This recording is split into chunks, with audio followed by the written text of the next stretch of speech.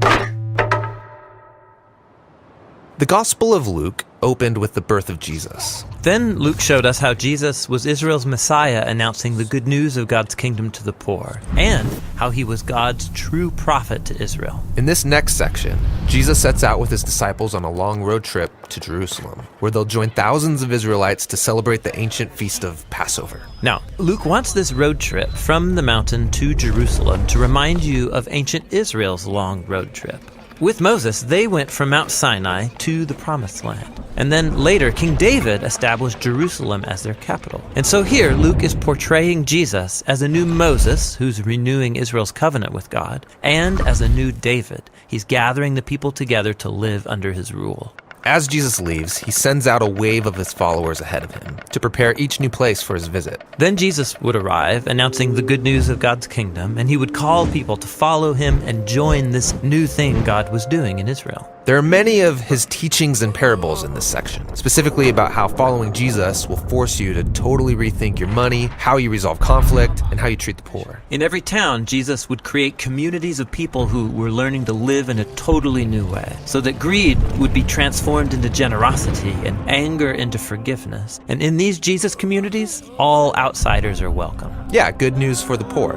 That's one of Luke's main themes. Yeah, you'll find it all over this section. The marginalized people that he heals, the shamed sex workers he reaches out to, the tax collectors he includes. This is Jesus' kingdom crew. And Israel's religious leaders watch and start to criticize him. If he really is God's prophet, why is he welcoming sinners and eating with them? Yeah, this section reads like the Battle of the Banquets. So Jesus throws these dinner parties as a symbol of how God's kingdom is here for the sick and the poor, people who could never pay him back. Jesus also attends banquets with Israel's religious leaders. Yeah, and he lays into them for becoming an arrogant, exclusive social club. But they don't get it, and so he tells them a famous parable that goes like this. There was a father who had 2 sons. The older son is trustworthy and honors his father. And the younger son, he's a mess. He rebels and cashes in his inheritance to travel far away and blow it all on partying and being stupid. And then there's a famine in the land, and he runs out of money. So he has to scrape by taking care of somebody's pigs. And he's so hungry he wants to eat the pig slop, at which point it occurs to him, if I'm going to be a farmhand, I might as well go home and work for my dad.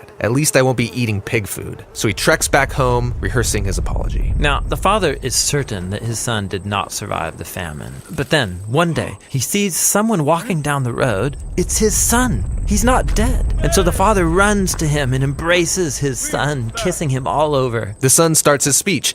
Dad, I don't deserve to be your son. Maybe I could come and work for you. But before he can finish, the father calls his servants to go get the nicest robe, new sandals, a fancy ring for his son. They are to prepare the best food for a banquet. It is time to celebrate. Now later that day, the older brother arrives from a long day working in the field to discover his long-lost loser of a brother has come home, and they're celebrating? And he gets angry. And think about it. He's been faithful to his father all of these years. He never got a party like this. And then this disgrace of a family member comes home, and they're going to celebrate him? It's disgusting. He refuses to join the banquet. So the father finds the older brother outside, and he says, Son, you are already in our family. Everything I have is yours. But we had to celebrate your brother because he was lost. And now he's found. He was dead, but now he's alive. Jesus wants the religious leaders to see the outsiders the way God sees them, as sons and daughters that are being reclaimed from death. Jesus' kingdom community was wide open to anybody. The only entry requirement is to humble yourself and recognize your need for God's mercy. And so the religious leaders' rejection of Jesus and his crew is actually a rejection of the God of Israel. The leaders don't like all of this, and so as Jesus' road trip comes to an end, the conflict is at a boiling point. Yeah, he's going to ride towards Jerusalem for Passover as they plot to take his life.